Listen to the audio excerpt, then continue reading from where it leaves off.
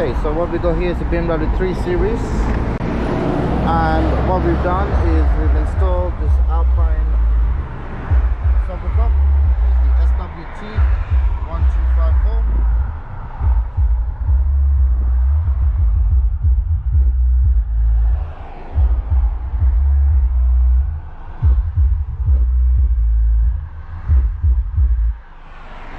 So it fits nicely in the boot. Also additionally is a cutoff switch which the customer requested, so he can turn the sub off if he doesn't want it, and that is also installed here underneath the pocket.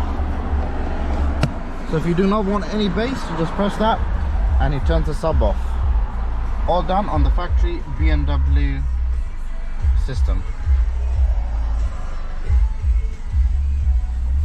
If you want this installed on your BMW, see the link down below.